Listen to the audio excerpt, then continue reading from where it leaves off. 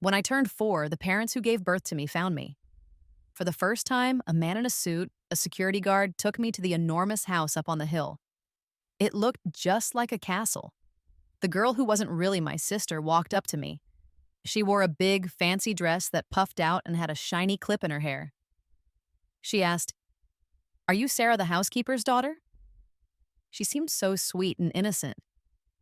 The old me, the one raised by other parents, would have been amazed and scared by all this fancy stuff. But sorry, not this time. I had lived this life before and was born again. I opened my eyes and watched the view go by outside the car window. Inside the fancy car, there was just little me, sitting small in the big leather seat and the security guard driving. He wore a black suit and sunglasses. I just stared out the window, not looking excited or curious like a child should. Maybe I even looked a little bored. I couldn't figure out why someone like me, who didn't even want to be alive, got a second chance at life. I tried to remember. Did I end my own life last time? Something like that, I think. The car drove fast, taking the same road as before, towards the place that felt like my prison for my whole previous life. The house just screamed money, the kind only super rich people have. Inside lived what looked like a perfect family of 4. The father was a big boss at a company, very powerful. The mother was beautiful, classy, and came from a rich family. The brother was kind and good-looking, always protecting his sister. And then there was the little sister, innocent and well-behaved. Everyone loved her. This family loved their little girl so much, they didn't even send her to kindergarten until she was 4. Funny enough, when she had her checkup for school, they found out the shocking truth. Their precious daughter wasn't actually theirs by blood. The real daughter, me, had been switched when she was born. I had lived in a poor, faraway place called Rivertown for 4 years. Even though it was hard to believe, the rich parents immediately went to the fishing village and brought their real daughter back. But they couldn't know that one day they would say to that daughter they brought back, "You're so mean. I wish you had just died out there," because they preferred the fake daughter. Even the brother, who was always so nice, would stand in front of the fake sister to protect her and tell his real sister coldly, "Just forget about it." My future husband, who I barely knew because our parents arranged our marriage, would look at me like I was nothing. From the moment they brought me back, everyone thought the fake sister was better. They thought she acted better, and they felt sorrier for her. The real princess, who was supposed to have come back to a rich life, actually lived a life where she was always compared to the fake one, looked down on and betrayed. Wanting love so much and being hurt by love, I felt warm tears run down my face, but I didn't feel sad. My mind felt dull like wood, but it could still make fun of how emotional this body was. I remembered a voice just before everything went black in my last life. "You can't beat the main character's luck." Can't beat it? If I couldn't win, why bring me back to life again? Wasn't it fun enough for them to watch me suffer like a caged animal in my past life? Or maybe my last life just wasn't silly enough for them? The car was quiet. No one answered my thoughts. I was taken to the big house. Robert and Helen were already waiting on the couch, along with a 9-year-old boy named Michael. Maybe they didn't think about giving me clean clothes before I came. I was still wearing dirty clothes passed down from my foster parents' cousin, and my slippers were falling apart. My hair was yellowish and stuck together. I saw the surprise and confusion in their eyes when they looked at me. I didn't know if they hated my clothes or just me. "Mommy!" From the big, winding staircase, a girl in a puffy dress came down slowly. Her hair was a little curly and she wore a sparkly clip. A nanny followed right behind her. Her dress was really pretty, with bright colors and tiny pictures of bunnies and flowers sewn on it. See? In just a second, everyone was looking at her. I have to admit, in my last life, I secretly wished I was her, Clara. Even when I pretended to be proud of being the real princess, I was jealous of her. Her real parents loved her so much, they swapped me for her so she could have a good life. My parents loved her too. Not many people knew she was the fake one before I died. My brother also loved her, always taking her side. Everything that should have been mine loved her instead. I was the only one who hated her. My name is Anna, but before my real parents found me, people called me Annie. I lived in Rivertown. The person I competed with my whole life is Clara, a name Robert and Helen picked for her full of hope. Everything she had before and after I came back was supposed to be mine. She seemed able to understand things easily, even when she was pretending poorly, but I could never win against her. In the end, I lost. I don't want to fight anymore. I'm just tired. I can't feel happy anymore from the tiny bits of attention they give me. Clara. Helen automatically stood up from the couch and walked towards her. Then she remembered something and looked strangely at the nanny behind Clara. The nanny looked down, embarrassed. Clara walked towards me like she was pulled towards me. She saw me right away. Maybe it was because my clothes looked so out of place among all these rich people. I looked like a little beggar. Even her nanny wore better clothes than me. She rubbed her eyes, which were red from crying earlier, and asked in a childish voice, "Who are you? Are you Sarah, the housekeeper's daughter?" The same words again. Robert and the others were stunned, just watching us like we were in a play. What did I do last time? Oh, right. I was so scared I just sat down right there on the floor. My first thought was about how soft the beautiful rug was, softer than the sand on the beach after the waves go out. First impressions really matter, and Clara had all the advantages naturally. From that first meeting in the past, I lost badly. She was pale and cute, but I was skinny and looked weak, easy to dislike. My tears started to fall. I was shy and unsure. Did my mom sell me? I asked quietly. She said if I wasn't good, she'd sell me. Annie isn't bad. I tried hard to stop crying, wanting to show everyone I was scared, but trying to be brave like a poor little thing. Clara loved to do this kind of act. It always made everyone feel sorry for her right away, making them think she was the saddest person in the world. In my past life, I thought it was stupid, but now I found it kind of funny. She wasn't very smart and her tricks weren't clever. But because she had this supposed main character luck, she got a lot of unfair kindness. I lost count of how many times I suffered because of it. Now, I wanted her to feel what it was like. Fight tricks with tricks, right? Helen started crying loudly on the sofa. With a little bit of hatred for myself, I wondered if she was really that sad. Did she know she was one of the reasons I broke down last time? Watching Clara slowly take everything that was mine. Clara stood there looking only at me with a small smile on her face. Seeing me look so pathetic seemed to make her happy. Like a princess, she looked down at me and said in a bossy way, "You look so sad. I'll ask my mom later. You can be my little helper." I laughed inside. I was just waiting for the real important person to show up. "Nonsense!" shouted a woman in her 40s. She was dressed very richly and walked into the room, followed by her assistant carrying a briefcase. The whole room became silent after she spoke. Even Helen stopped crying. "Grandmother!" Clara called out sweetly, lifting her skirt slightly as she ran towards her. It was obvious her grandmother usually spoiled her, but it must have hurt when her dear grandmother walked right past her and instead knelt down in front of the little beggar she thought I was. Grandmother gently touched my dull hair, smiling. "What's your name?" I stopped pretending and looked her calmly in the eyes. "I'm Anna."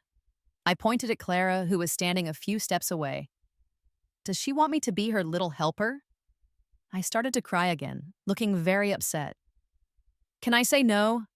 I don't want to be someone else's helper. I promise I'll pay back the money my mom got for selling me. I choked out. In my past life, she was the only one who wasn't fooled by Clara's act. She noticed when I improved and told me I was doing well. Of course, I wasn't silly enough to think I could beat Clara's special luck. But grandmother cared most about family blood and what was best for the Miller family. She would spoil you if you were a Miller, but get rid of you if you weren't. To keep her attention, I tried hard to be what she expected. But I always seemed worse than Clara, often getting tricked by her simple plans. I guess she was disappointed in me in the end.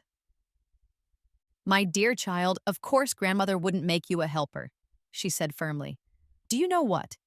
You are my real granddaughter, the little princess of our Miller family." She wasn't just talking to me, but to everyone in the room. Grandmother, Clara is your granddaughter. Clara ran over and hugged her, but the assistant automatically pushed her away. Clara struggled and cried even harder. Helen was also crying, covering her mouth, shocked. Grandmother stood up, holding my hand, and led me to the sofa. Anna is a Miller child. The DNA test showed a 99% match. The assistant took the DNA report out of the briefcase. Clara used that moment to run to Helen, who hugged her tightly, both of them crying. Inside, I felt nothing. Scenes like this happened a lot in my past life. They usually ended with me being blamed and told to be more understanding. Clara was so pitiful, so why couldn't I just accept it? It was really just blaming me for being Helen's real daughter, for messing up her perfect bond with Clara. For 4 years, a Miller child was living somewhere else. I think something suspicious happened with the baby swap back then, Grandmother said, glancing at Clara, who was hiding. If it was just a mistake, we can't do anything. But if someone did it on purpose, our family won't let it go. Also, Anna here suffered what Clara should have suffered, so what is there to think about? Let's announce this properly soon, so Anna can get her real identity back faster. Grandmother turned to Robert. Robert, you're the child's father. It's your decision. The man on the sofa nodded, his face serious. He looked at his wife. Fine. I'll handle it this week. Meanwhile, Anna should be taken care of well at home. As for Clara, Grandmother interrupted him. Our family can definitely afford to raise another child. But because their identities are complicated and Clara took Anna's place, it's only right that she goes back to her own home. We don't know if the Dawson couple was involved, but whatever they did, Clara is innocent. We aren't cruel. We'll make sure Clara lives comfortably for the rest of her life. Grandmother turned to me, looking serious. It's best for her to go back now while she's young, so she can get back to a normal life. Clara seemed to understand they wanted to send her away. She cried and begged her mom and dad not to make her leave, promising she would be good. Michael tried to comfort her. I stared down at my dirty flip-flops, and I didn't expect much. I knew how this whole show would end. Helen couldn't stand Clara's heartbreaking crying, and Robert, always doing what Helen wanted, would give in. In the end, Clara stayed. It wasn't even that difficult. We lived pretending to be twin sisters, one the oldest Miller daughter, the other the second. Helen looked at me with a mix of guilt and sadness in her eyes, then glanced at Clara in her arms. Mom, how about we keep Clara? Helen asked. I've raised her for 4 years now. She feels like my own daughter. We've spent over 1,000 days together. I didn't know Clara wasn't my real daughter. I thought she was, and I gave her everything. This whole situation shows she's meant to be with us. We can afford another child.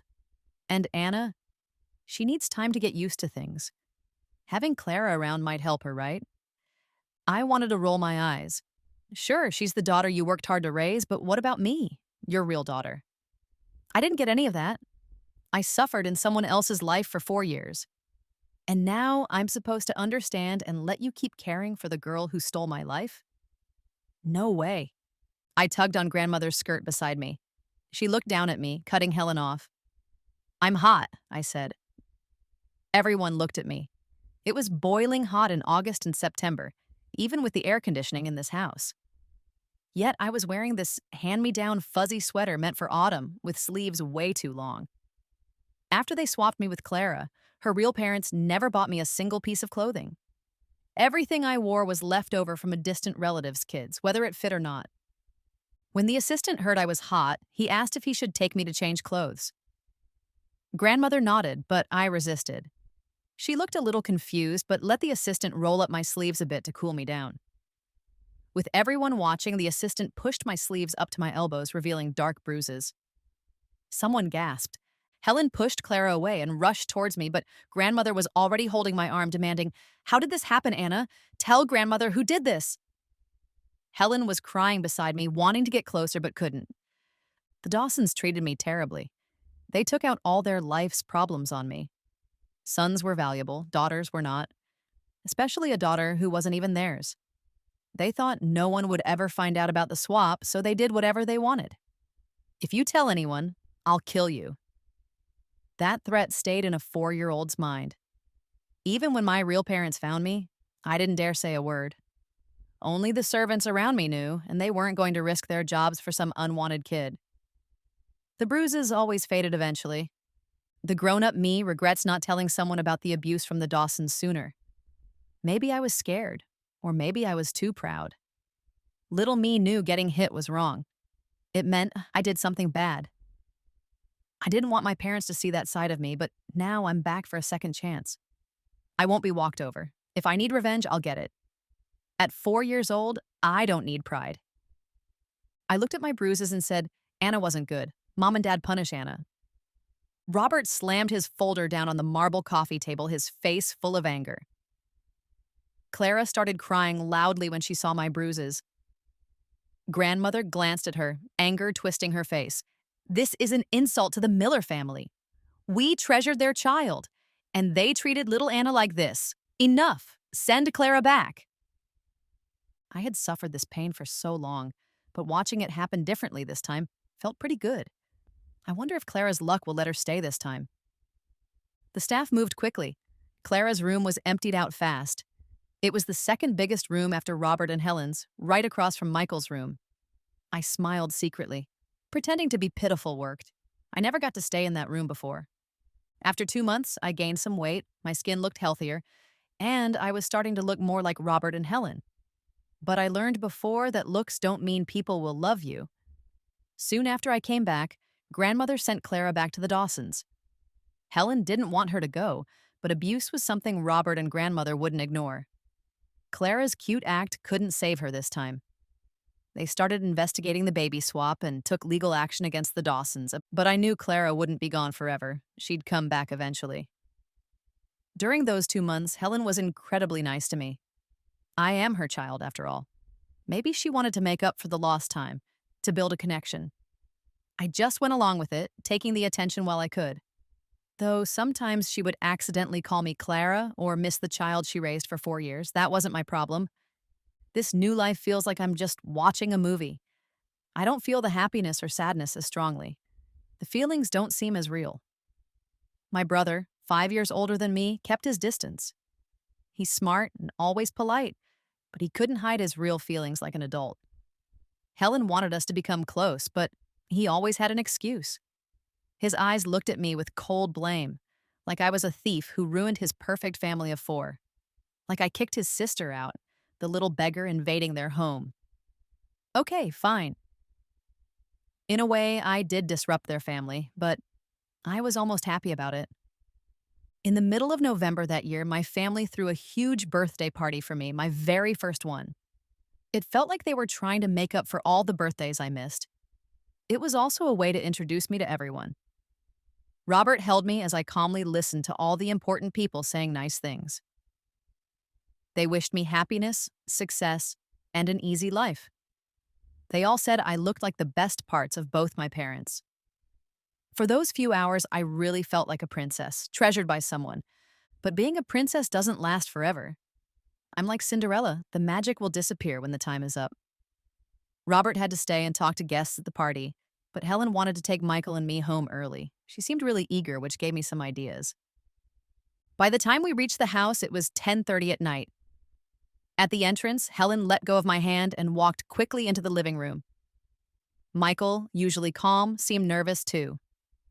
Clara! Clara was sitting on the sofa in a white dress, looking much older. She lay in Helen's arms, crying softly, saying how much she missed her mom, dad, and brother. Clara, welcome home, I heard my brother, who never liked me, say happily. I quietly went back to my room from the entrance hall. Good kids go to bed early. The next morning, Clara was already sitting nicely at the dining table. I guess those hard days at the Dawsons made her less picky about food. When Helen saw me come downstairs, she gently lifted me onto my chair and asked if I slept okay. Even Michael was nicer, pushing the milk closer when I couldn't reach it.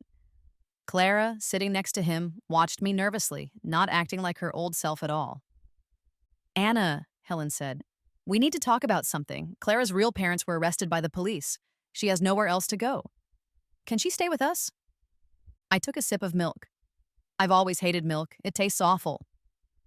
I listened quietly as Helen explained how sad Clara's situation was. Robert had already left for work, and grandmother was back at her own house, so the three of them waited eagerly for my answer. I glanced at Clara's pale, bare arms and looked down. Isn't that Mom and Dad's decision? I wanted to say no. I wanted to kick her out, make her feel small. I wanted her to be hit, just like I was.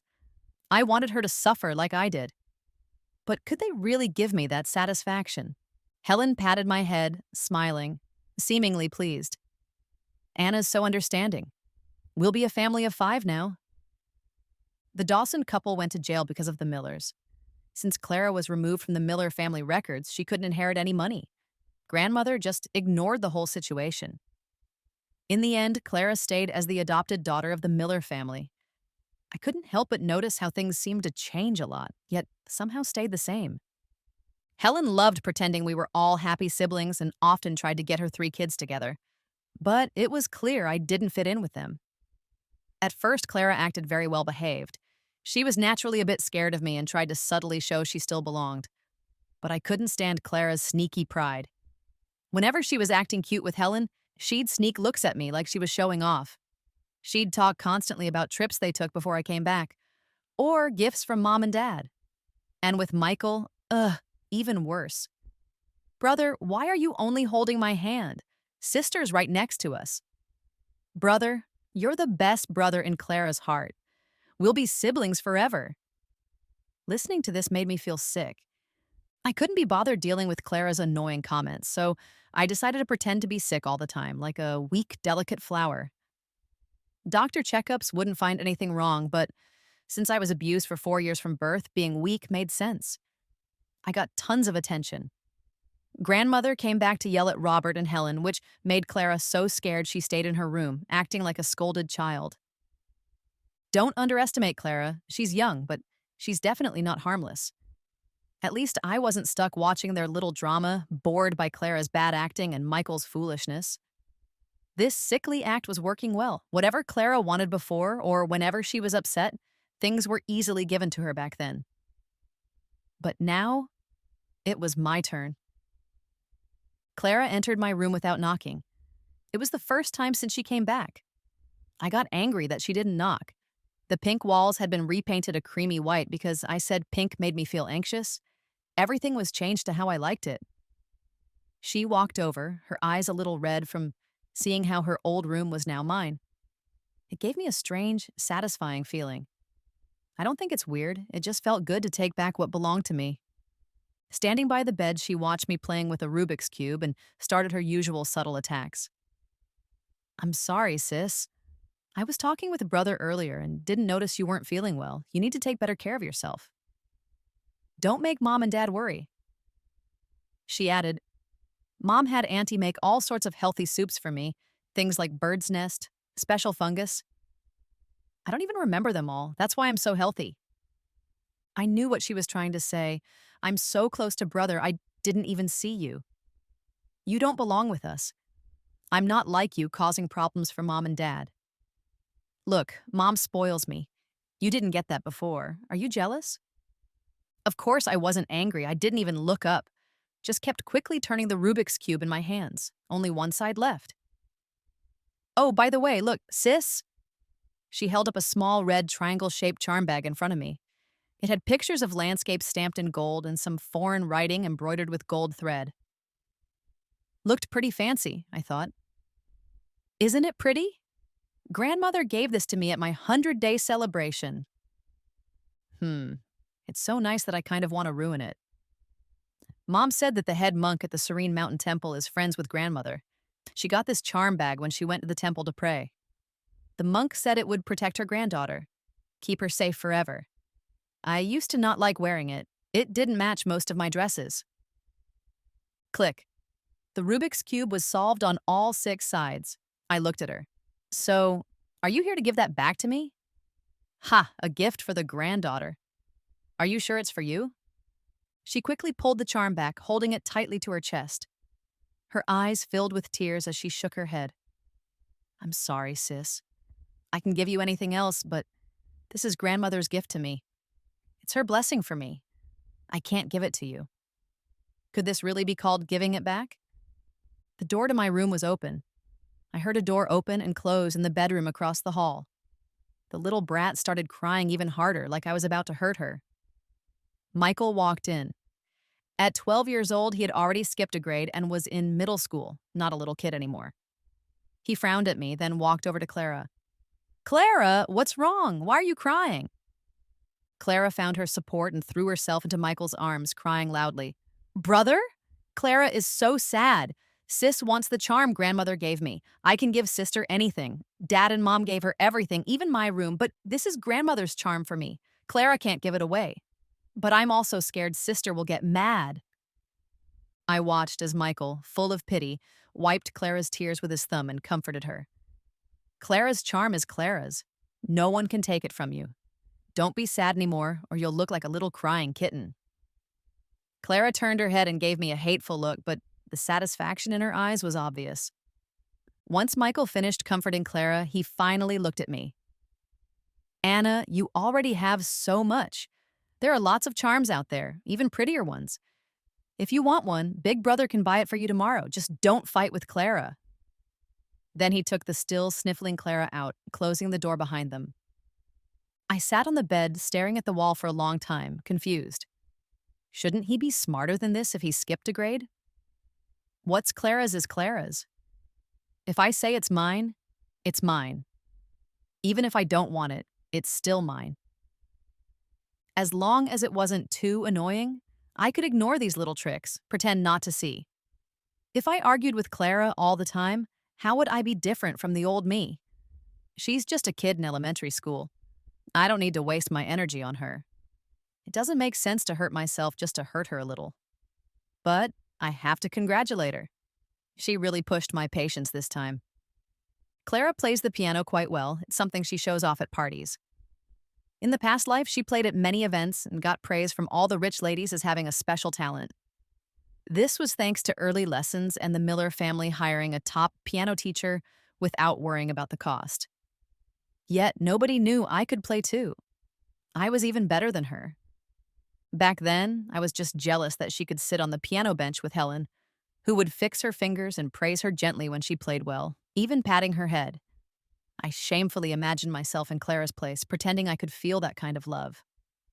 Because of this, I secretly practiced very hard where no one could see. I thought if I played better than her, I might finally get something she always had. But I never seemed to be lucky. Whenever Clara finished playing in front of everyone and asked me to play, I could never perform as well as usual. The pressure of her special luck, how silly. The leaves outside the window blew wildly in the summer storm, but it wouldn't last long. I started breathing heavily, my head feeling twice its normal weight. I knew this bad cold was coming. The memory was clear because it was the first serious illness I had after being found. I was in the hospital for half a month with IV drips. Plus, Clara went to a competition that day and won first prize nationally for children's piano. While Clara enjoyed the attention and Helen's company, I was taken to the hospital by Robert and the maid. I picked up my phone from the bedside table and called the house number. Hello? Anna, is there something you need from grandmother? I heard my voice, weak and helpless. Grandmother, I don't feel well. The weakness was real, the helplessness was fake. I wasn't so sick that I'd forget who supported me. At 9 p.m., Clara got out of the car holding a shiny trophy in one hand and Helen's hand with the other. It was the happiest day for her since she became the adopted daughter. Being on stage with everyone looking at her, the admiration, the jealous looks from other kids, and her mom's proud praise made her feel like she was still the loved oldest daughter of the Miller family. She glanced at her trophy with a small smirk. She thought, didn't Sis just start learning piano recently? I should show her my trophy when we get home. Dot holding Helen's hand tighter, her face full of childish pride, she said, Mom, maybe I should help Sis with her piano. After all, I just won an award.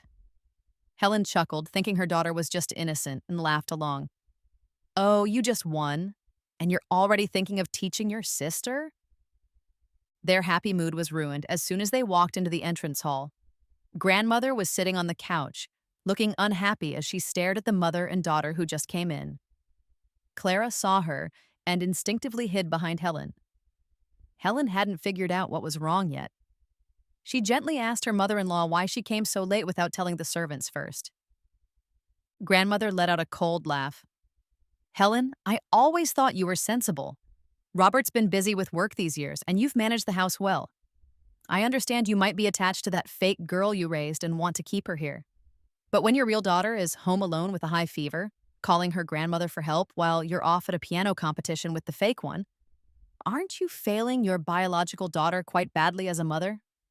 I lay properly in bed with an IV needle in my right hand.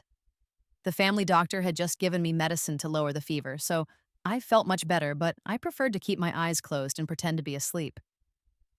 After I called grandmother, she arrived very quickly and even interrupted Robert's video meeting in his study. Right now, Robert was in my room, listening to the doctor's instructions. Honestly, I didn't have much reason to blame Robert. Like grandmother, he valued blood ties, and feelings can grow over time. Last time, even with Clara's special luck, he tried to be reasonable.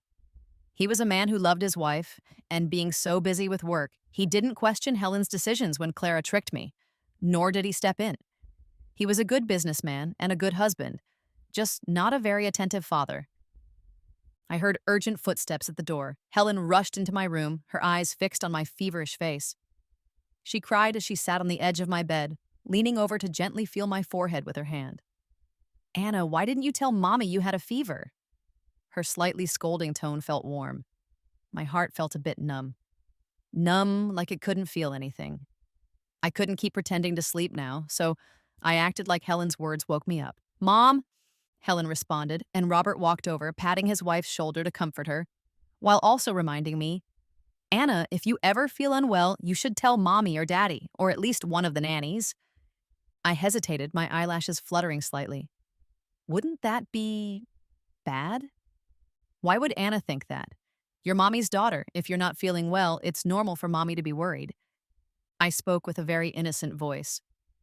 But Sister said, my health problems might make Mom and Dad worry. I don't want Mom and Dad to worry about me, or be a bother to you. Robert stiffened, and my last words seemed to hurt him. Clara told me not to make you guys worry. Don't blame me for being thoughtless and not telling you. Blame me for being too thoughtful. Dad's very busy, working late every day, and Mom has to take Sister to practice piano and go to competitions.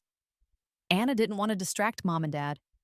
I could just handle it myself when I feel unwell. I've always been good at saying things that make people feel sorry for me. Helen, influenced by me, was now crying in Robert's arms. I knew that kid Clara wasn't as innocent as she looked even at such a young age, stirring up trouble in front of Anna. Is she unwilling to give up the Miller family daughter title and angry at Anna for taking her place? Grandmother entered the room. I always trusted her ability to see the truth. After all, growing up in high society, she'd seen all sorts of tricks, and Clara's simple ones were nothing to her. So, usually, I wouldn't try to be clever around her. What's real is real. If Clara's parents hit me, I'd just show the bruises. If she told me being sick would worry Robert and Helen, then I really wouldn't bother them. I'm just a little simple-minded. Anna, listen to Grandmother. You're the Miller family's little princess. Everything about you is the most important. Don't believe what some people say to you. And also, Grandmother will teach you how to judge things for yourself. She came over to fix my blankets, looking a little disappointed, but also showing a bit of kindness in her eyes. I nodded yes. Of course, I'm the most important thing. Nothing is more important than myself. In the end, I reached out from under the covers and pulled her hand. Grandmother, when Anna was just asleep, I had a very scary dream. Everyone in the room turned their attention to me. I dreamed that when I was very little, Grandmother gave me this very pretty red charm. But when I was little, I hadn't even seen Grandmother, right? Then I dreamed that I was walking alone in a temple. Mom and Dad disappeared, and an old man in a gray robe stopped me. I was scared. He asked me where the red charm was, and I got worried. Anna remembered Grandmother giving it to me as a child, but I couldn't find it anywhere. When he saw I couldn't find it, he got mad and gently pushed me, and I fell from the 10th floor. And then I was on the ground, seeing so many people around me, and they were all laughing. I acted as if I was scared by the nightmare, tears sliding down from the corners of my eyes into my hair.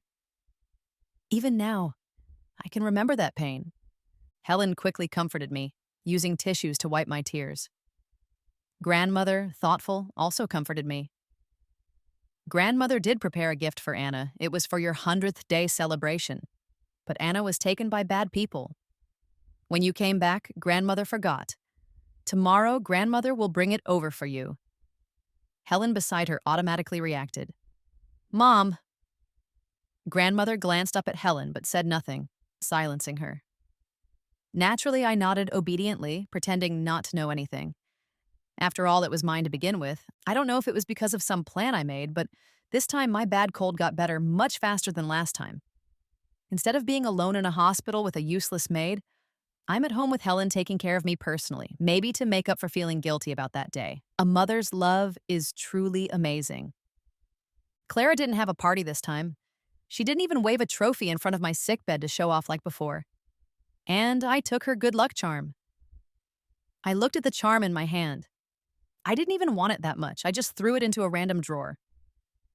But while pretending to sleep, I overheard some interesting gossip between the maid and nurse about our family drama. People were saying Clara cried when the good luck charm was taken back. My grandmother sent a maid to get it, and naturally Helen felt sorry for Clara. Clara is kind of spoiled, and Michael is just her follower. Even though Clara didn't win this time, I bet she got something else to make up for it. Having such a big house is annoying. I can't see the drama happen myself. Clara had laughed at me plenty back in the day.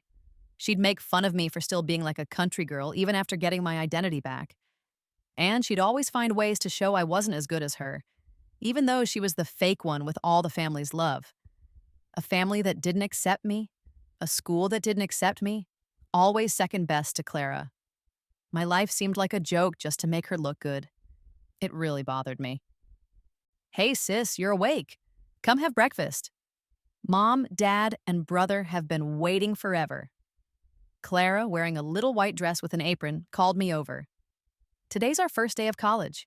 It's funny. Over the years, she's become sneaky and really good at manipulating people. But after losing to me a few times, she's not that innocent rich girl anymore. Now she's trying to act determined and strong. How hard did she really try, though? She missed getting into our college by several points. Robert had to pay a lot of money to get her accepted.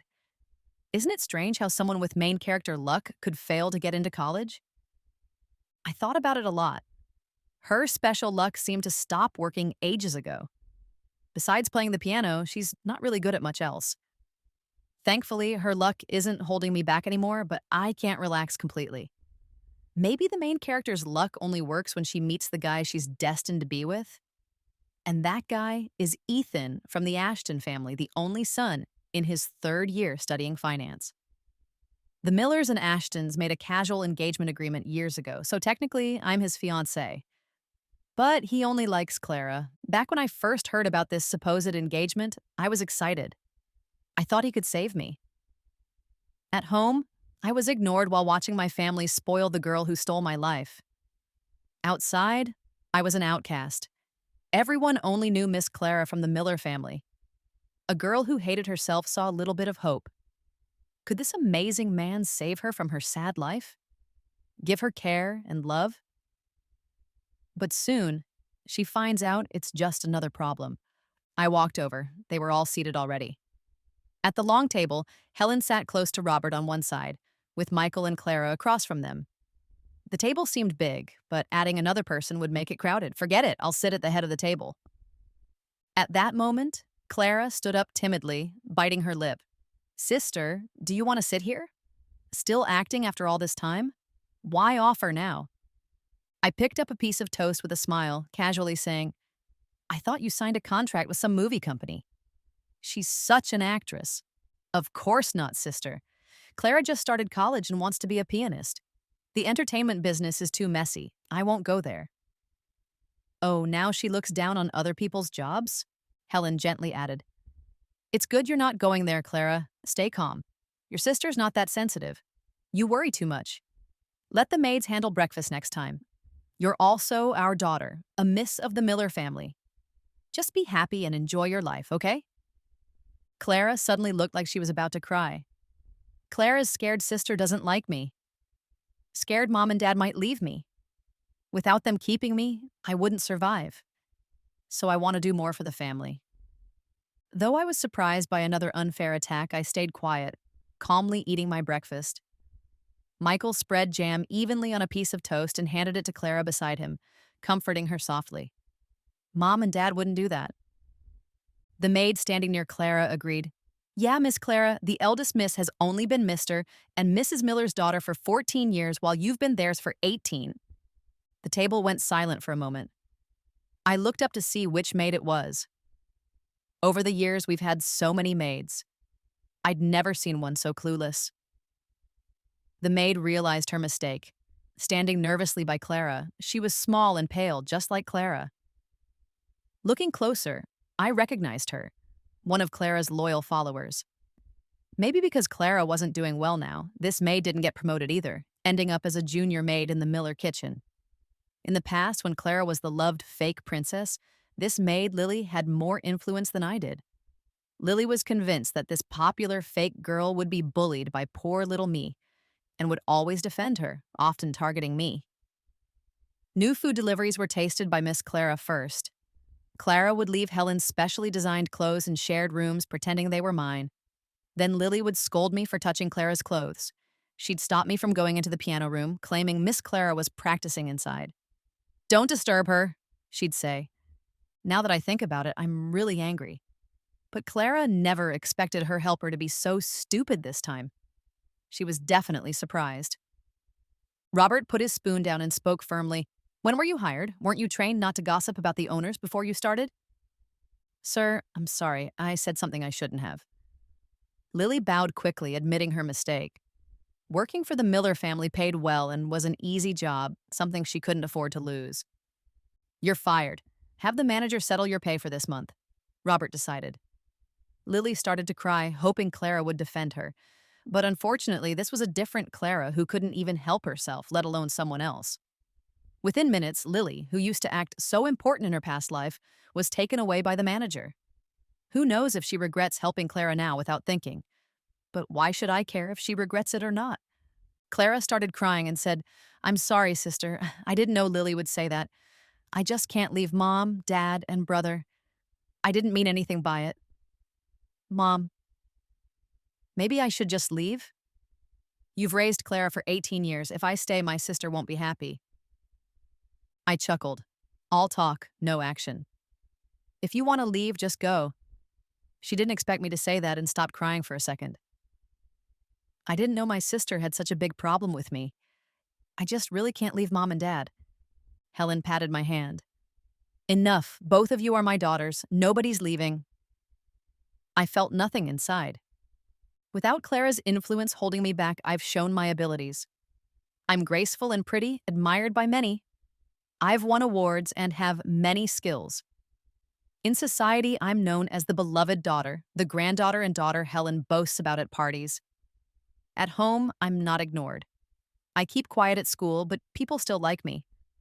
Clara is just an adopted daughter now, nowhere near as arrogant as before, only pretending in front of others. What I wanted so badly in my past life was achieved easily in this life, but I'm not as happy as I thought I would be.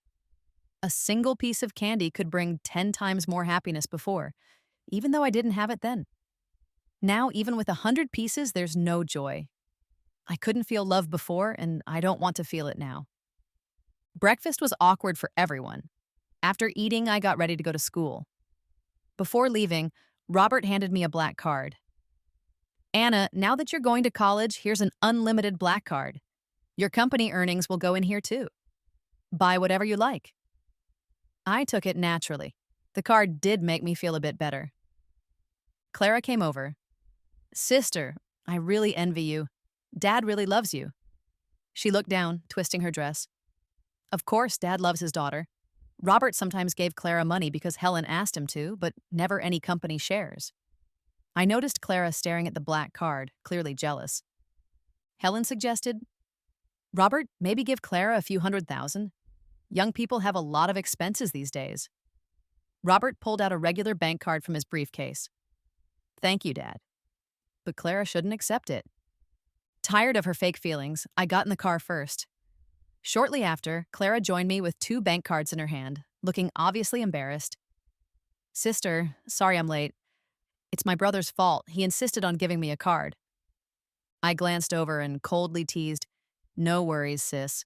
Didn't you say you wanted to leave? Take more money and enjoy yourselves. Clara shot back, Mom says she can't bear for me to leave. The car wasn't big, and the divider separated us from the driver. The mood got tense. I smirked.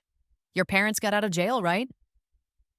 Seeing Clara's face turn pale, I finally looked away, satisfied. The university is about an hour-and-a-half drive away. Once we arrived, I got out of the car immediately while the staff helped Clara with her bags. Clara chose to live in the dorms, going home on weekends. Meanwhile, grandmother bought me a fancy apartment near the campus. Walking under the big trees on campus, I ignored two older students trying to get my number. I stared at the art building at the end, which looked a bit old-fashioned.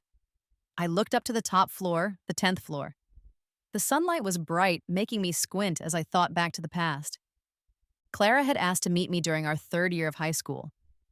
The Ashton family wanted me and Ethan to go through with our engagement, to strengthen their connection with the Millers. But I knew Ethan didn't like me. He liked Clara, my fake sister. The Ashton family only cared about the family bloodline. Clara was probably there to ask me to back out of the engagement. On the 10th floor rooftop, holding a report saying I had depression, I looked at the busy world below. For a moment, I thought about giving in to my sadness and ending everything, breaking my pain into pieces. Clara was late, and as I stood near the edge, I felt someone push me from behind, and I fell. Instead of begging me to cancel the engagement, the spoiled Clara of 20 years thought, why not just get rid of me? It would clear the way, truly making her the only daughter of the Millers. The depression diagnosis in my hand would have been the perfect excuse to make her seem innocent. I shook off the memory and headed to the registration desk for new students. Not long after school started, the university's sports day began as planned. Sophie, who sat next to me in class, asked if I wanted to join any events. I shook my head no. You're really not joining? Anna, you're so pretty. If you joined, you'd make our art department look great. And you'd definitely catch the eyes of guys from other departments. Plus, you can earn extra school credits. Sophie's tone was a bit too enthusiastic. I chuckled. Nah, I'm not very athletic. I'd be afraid of embarrassing myself. All right, if you say so, she sighed, clearly disappointed. Sigh, I watched her with interest, knowing she had more to say. If Anna isn't competing, then how about joining our cheerleading squad? We need one more person, and I totally didn't save a spot just for you or anything. I felt a bit stuck, but Sophie was one of the few people I knew at school, so I couldn't just say no. Awesome, love ya. Sophie pouted and tried to kiss my cheek, but I playfully pushed her away. By the way, the basketball game between our art department and the finance, medical, and arts schools is at 2 p.m. tomorrow. There's no uniform since beating finance, and medical is almost impossible. Just remember to dress cute, okay? She whispered in my ear, There are cute guys. When I walked into the gym, the place was already noisy. There were a lot of people, and according to Sophie, they came to see the two popular guys from the third-year finance and medical schools. The seats were packed. I didn't expect Clara to be here too, though it makes sense since she's in the arts department. She was sitting in the front row of the seats, surrounded by a group of 7 or 8 followers who clearly adored her. Since I came from behind, she didn't see me. She was just looking over at the finance department section. But was Clara already in contact with Ethan this early? I remember in the past life, she proudly told me, I met Ethan during an event in my second year. Sophie noticed I was staring at Clara's group and leaned in to gossip. That's the arts department's cheer squad. They probably think they have no chance, so they're not wearing any uniforms. Hey, you see the one in the pink puffy skirt sitting in the middle? She meant Clara. I nodded. You know who she is? She's the Miller family's heiress. You know the Miller family, one of the most powerful in our city. I heard from a friend that she recently got voted as the department beauty queen. Look, that skirt she's wearing is from C's latest collection, worth 70 or 80,000, she murmured, almost whispering. I suspect she bought those votes to win the beauty queen title. Anna, not that I'm jealous. My dad's an engineer. He used to work for the Miller family, and I saw the Miller family CEO and his wife at a company party. So I think this heiress is either adopted or there was some kind of genetic miracle. That's honestly a fair point. Clara got her parents' short height and average looks. It took expensive skincare, beauty treatments, and designer clothes just to make her look okay. Being named the department beauty is questionable. Her being the arts department's beauty queen is kind of funny. I wasn't sure what Sophie was thinking, but she suddenly seemed sad. It'd be great if I were an heiress too, having all these people admire me. I knew she was jealous of the attention Clara got. You look at that high mountain, but maybe it has no firewood, I said, meaning things aren't always what they seem. Sophie nodded. Yeah, I think my family's pretty happy too. TV shows always say that there are lots of problems in rich families. Soon, the match between the arts and fine arts departments started. The winner would play against finance and medical. Both cheer squads were getting ready. And then something unexpected happened. The area for both cheer squads wasn't very big, so we went up in groups. I was in the third group, Sophie in the first. Because of the gym's setup, the two cheer squads were close together, and they somehow started fighting. It began when an art student accidentally stepped on Clara while cheering. With such a small space, stepping on someone was bound to happen, and many people got stepped on. That art student apologized to Clara, but who did she step on? The Miller heiress.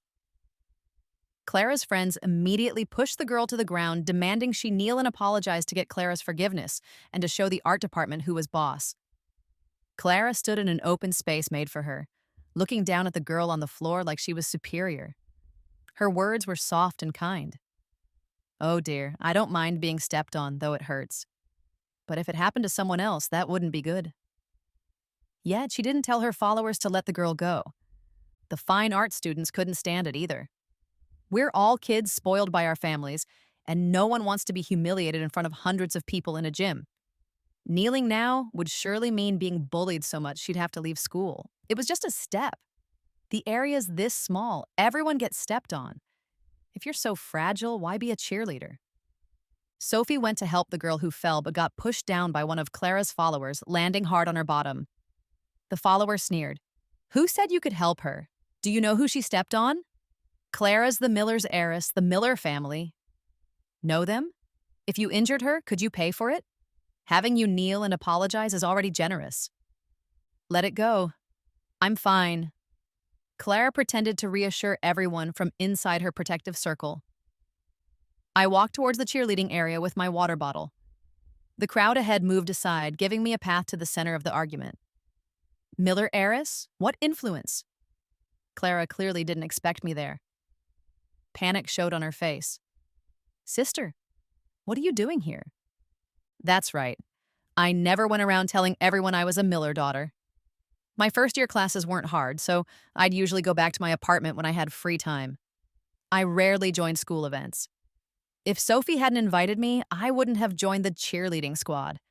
And I wouldn't have realized someone was pretending to be the princess and bossing people around. I knelt down and helped Sophie up.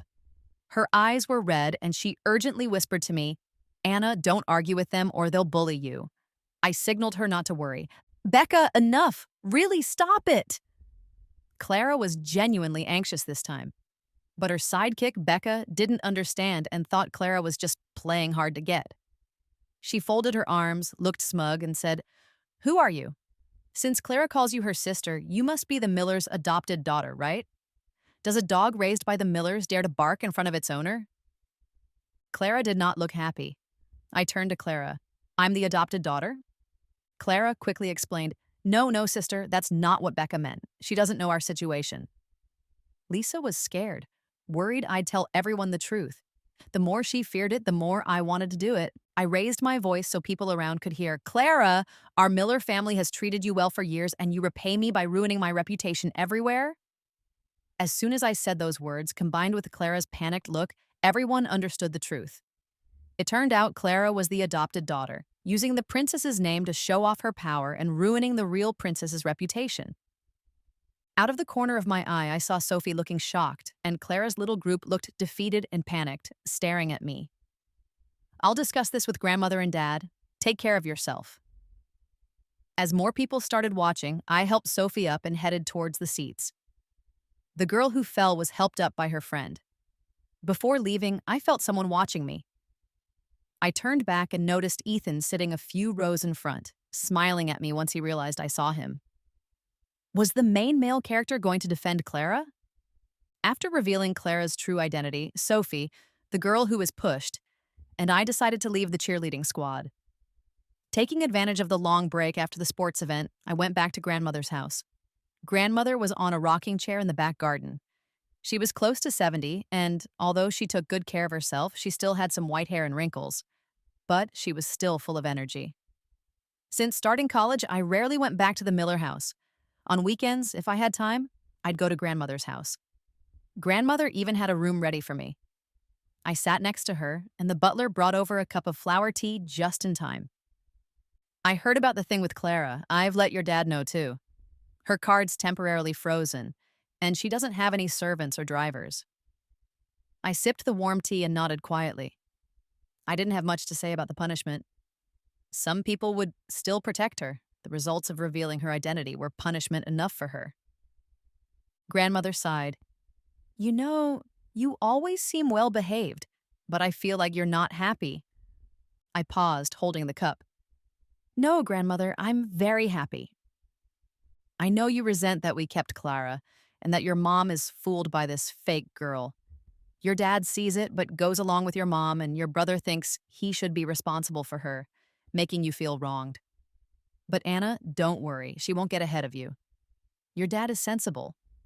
She won't get any of the Miller shares. She chuckled. Everyone in our circle knows how excellent you are, Anna. I spoke with the Ashton's matriarch recently. She likes you so much and wants her son to meet you, but I said I'm not ready to let you go yet. Is grandmother pleased with Anna too? Grandmother laughed. Of course I am. I put down the teacup. As long as grandmother is pleased, Anna doesn't care about others' opinions, only grandmother's. And with that, I let go of a regret from my past life. The break went by quickly. After returning to school, news about Clara seemed to disappear. I guessed she'd keep a low profile for now. Today's classes lasted until the late afternoon. Leaving the building, I saw someone unexpected. Michael was parked outside the art school building. If he were looking for his sister, he should have been at the arts department for Clara. Being here meant only one thing. He was here to confront me for Clara. I ignored him and walked past, but he blocked my way. Anna, your brother wants to chat with you. Noticing the stares from others around us, I motioned for us to find a quiet place. College students love gossip, and I didn't want another rumor starting by the next day. We ended up on a quiet path behind the library. Hardly anyone came here, and it was close to the exit. After hearing Michael's pointless talk, I could head back to my apartment. What do you want to say? Go ahead, I said flatly. Michael looked at me with frustration. Anna, don't be like this. I heard about what Clara did. She's really sorry, apologizing every day at home. She feels really bad. She's just quite pitiful. I laughed bitterly. Michael, are you kidding me? Looking at your school record, I wouldn't think your brain was this slow. Clara's pitiful? Oh yeah, she's so pitiful. Pity her parents swapped me with her to give her a life of luxury? Pity she didn't suffer for 4 years, no beatings, no starving. Pity she has had everything while I had nothing. Michael rubbed his nose tiredly. Anna, Clara's all alone now, like an orphan. Why not let it go? And why is she all alone? Why did her parents end up in jail? Don't you know? You say she doesn't have a home? Brother, from the moment I was swapped, I didn't have a home either. Michael stood there, stunned. The sky was getting darker. I was ready to leave, not interested in arguing with him anymore, when I saw 2 rough-looking middle-aged people dragging Clara into this alley. That pair looked poor, but I'd never forget them. Childhood nightmares came rushing back, and I took a step back without thinking. Michael noticed and pulled me to hide behind a row of notice boards. Don't be scared. I rolled my eyes. Why would I be scared? The notice board was close to the alley. We couldn't see them, but we could clearly hear their conversation. I told you not to ask me for money anymore. Wasn't the tens of thousands I gave you last month enough? Why are you back? Clara's voice was sharp. Come on, daughter, just give us a bit more. It's tough getting out of prison. No one will hire us. Your dad likes drinking and gambling. Money doesn't last long. Don't call me daughter. I'm not related to such messy parents. My dad is Robert, the chairman of the Miller family, and my mom is Helen of the Miller family. A loud slap sounded, followed by Clara's scream. How dare you hit me? A rough voice growled. Why not? You're my daughter, and I'll hit you if I want. Don't recognize your real parents after pretending to be rich for a few years? If your mom hadn't switched you with their real daughter back then, you wouldn't have had this good life. I'm telling you, get 50,000 for me this month, or I'll tell the newspapers. Everyone will know you're a fake, and let's see how you fit in then. Clara seemed scared and quickly gave in. I really don't have that much money now. I'm not well liked at the Miller home. The old lady likes Anna more than me and already had Robert cut off my card. So what? I don't care. I want that money in a month. Then why didn't you just kill Anna when you switched us? I am just an adopted daughter with no shares. How can I give you that much money? Clara's mind started working quickly. If that old lady died, or if Anna died, I'd be the real Miller heiress. Then you could have all the money you wanted. Thank goodness for Michael. If he hadn't asked me out, I wouldn't have overheard such a thrilling plan to harm me. And thankfully, because it was convenient, I chose this hidden spot and brought a voice recorder. Once that family trio left, Michael and I stepped out from behind the notice board. This is your pitiful sister you talked about? He seemed a bit angry and guilty. Anna. I didn't let him waste words and turned to leave. He caught up to me. Let me drive you home. It's not safe out here. I said nothing. My cold look made it clear I refused. I just wanted to keep my distance. He couldn't argue, so he followed behind in his car. But what difference did that make? Did he think I'd be touched? Did he think it made up for all the times he hurt my feelings? Late affection is worthless, and family warmth is the same. On my way back, I ran into Ethan. Surprisingly, he lived in the same apartment building, just on the floor below me. Hey, I'm Ethan. We met at the basketball game before. Hello, Mr. Ashton. I clutched my bag tightly, worried he'd try to take my recorder. You live in this building too? I nodded. Can I call you Anna? I replied politely, It's just a name, Mr. Ashton. Go ahead. The elevator reached his floor quickly. See you later, Anna. Back at my apartment, afraid my grandmother couldn't handle the shock, I sent the recording to Robert. He replied quickly saying he'd gotten me a week off school, wanted me to relax, had arranged for 2 bodyguards to be nearby, and promised to fix everything in 3 days. Late that night, Helen called. Robert must have let her hear the recording. I figured the adopted daughter trying to harm her own blood relative and grandmother might cool her motherly feelings for Clara, yet I still didn't answer the phone. The next morning, my phone showed dozens of missed calls and video chats from Helen and Michael, almost every 10 minutes. It seemed like they hadn't slept all night. Meanwhile, I slept perfectly, just like the night they brought Clara back. Soon, my phone buzzed with a video call, and I answered. Helen's eyes were red and puffy from crying. Anna, my dear, I'm sorry. I was blind to bring Clara back. Please don't blame me. I shook my head. I don't blame you, I said. There's no love, so there's no blame. No hope, no disappointment. Blaming is too much effort for us. That afternoon, I found out from the building's residents group that Michael bought the apartment across from mine. He sent a message saying he was worried about me living alone and would stay next door to protect me. I didn't care. With the power of the Miller family, handling those 2 ex-convicts was easy. It was unlikely I'd be in any real danger.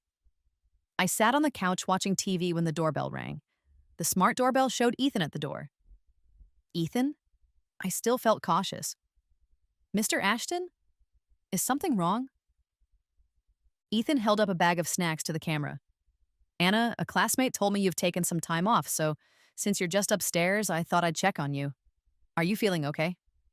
I opened the door. Though unsure of Ethan's reasons, I had to be polite because of the Ashton family. Leaving him outside seemed rude. Ethan stood at the doorstep respectfully, handing me the bag of snacks. Before I could say anything, the door across from me opened wide. Michael, in casual home clothes, quickly stepped between me and Ethan. He didn't look like his usual neat self. He looked Ethan up and down. We all move in the same social circles, so it's not strange to see each other at parties. We know who each other are. Ethan stayed calm and polite, nodding. Michael. But Michael didn't nod back. Instead, he turned to me and almost begged, Anna, it's dangerous these days. Why would you open the door to a stranger? From now on, just call your brother if something comes up, okay? I didn't want to take the snacks from Ethan, but with Michael standing there, I didn't want to waste time arguing. So I thanked Ethan, stepped back, and closed the door. Then my phone buzzed with a flood of texts from Michael. Does Anna like desserts? Want your brother to get you more? What do you want for lunch? I can bring something after work. I think Ethan is interested in you. Sure, he's capable, but Anna, you don't need to worry about the engagement with him. It doesn't count. A week later, I went back to school. Michael wanted to drive me there. His constant attempts to make me happy were getting annoying. It's like he thought he could fix everything just like that. No way. Can you just stop bothering me? What's the point of all this? You know, in my mind, you'll always just be Clara's brother.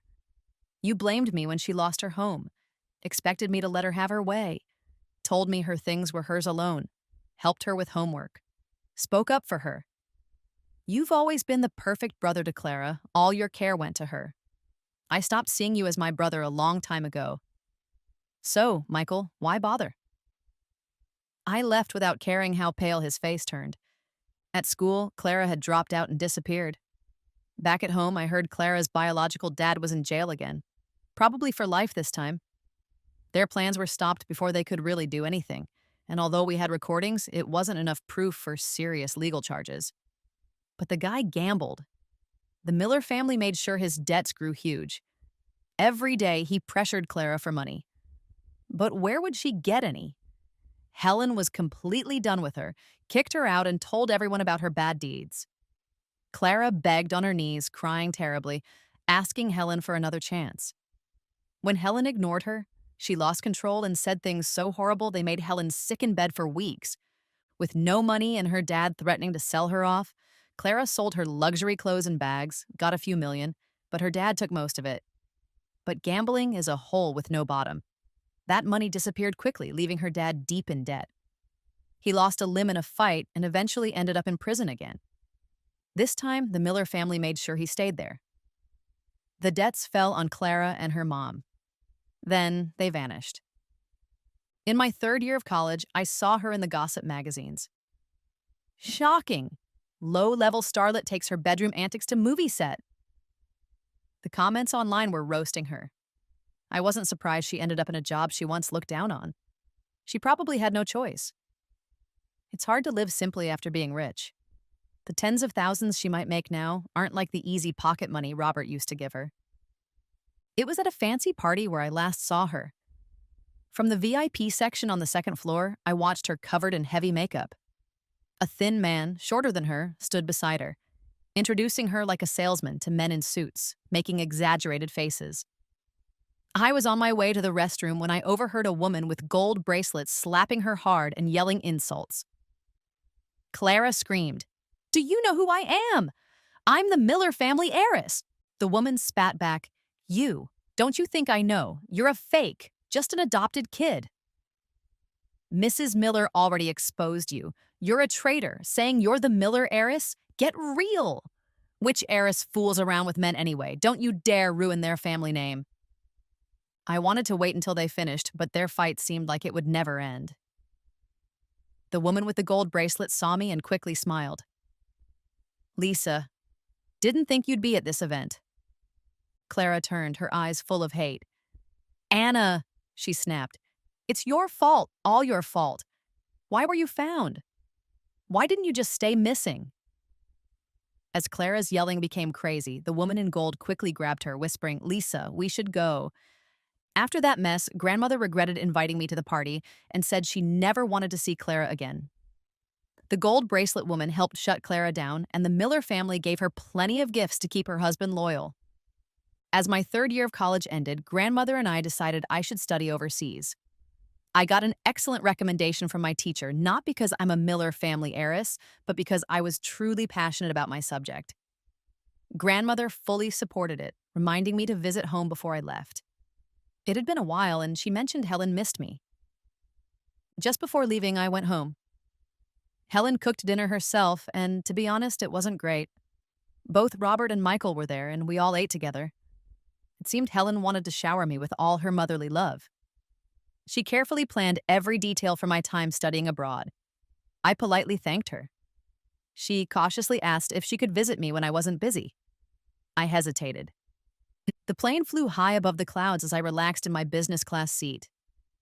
The more I thought about it, the more the man with the sharp jawline and sunglasses sitting next to me seemed familiar. I turned my head slightly and met his eyes. He took off his sunglasses and held out his hand to me. "Hi, I'm Logan from med school. We met a couple of years ago at the basketball game."